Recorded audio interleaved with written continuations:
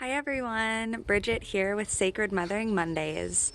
It's been a while since I've posted a Sacred Mothering Monday video, and I wanted to give a little bit of an update of why we haven't been around.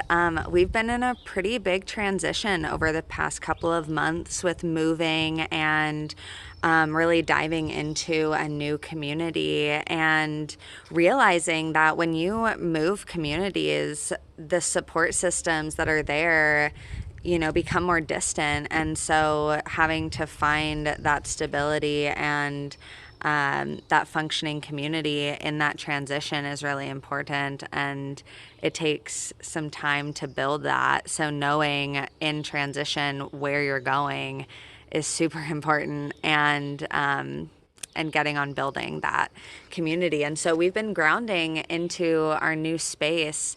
We live with 11 people on a 40-acre farm, and it's been so amazing and wild to get to know so many individuals and live in such an intimate space. It really shows what community living is like and just all the deep intricacies to the emotions and the work and the traumas, and also just like the brilliance of gifts that is within each individual that come together in community, and just where we can all show up. It's been an adventure for sure. And also, I've been getting so much time with just Orion and I on this land, and it's absolutely gorgeous. Here we have a cherry tree and an apple tree, and then just all these beautiful flowers.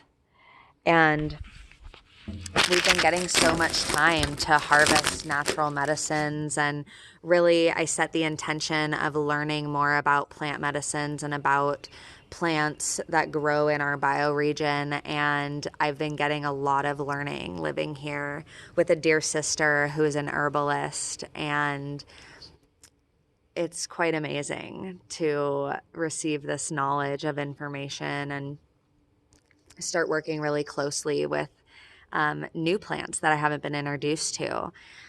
So last year I was really into working with plantain, which is a big one that I recommend all mamas and just friends and everyone get acquainted with. Plantain's a great one for healing topical wounds. It could be like burns or bee stings. It is a plant that pulls, so it can pull out stingers or splinters or infection. It draws out things from the wound, and then it also helps to heal as well. So plantain's a great one.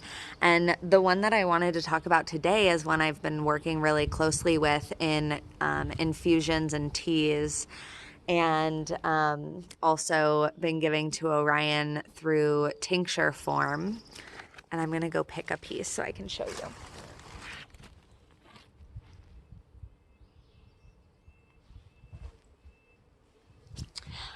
I'm gonna show you the patch too. This is lemon balm.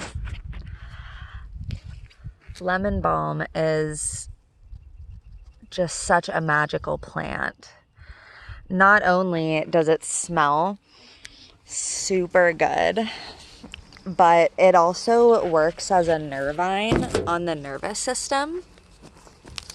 And so you can take this internally and it will help calm anxiety or tension or hyperactive tendencies. It's really soft and subtle on the nervous system. So Orion and I will take it.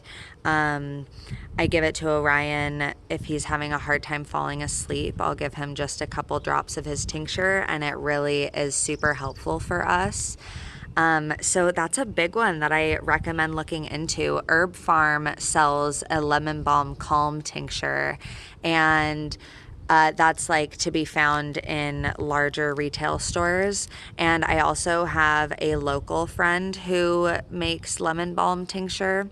So if you're interested in receiving that, please reach out to me. It's locally harvested lemon balm from our land, and um, she is just such a great herbalist. So I would love to give that recommendation.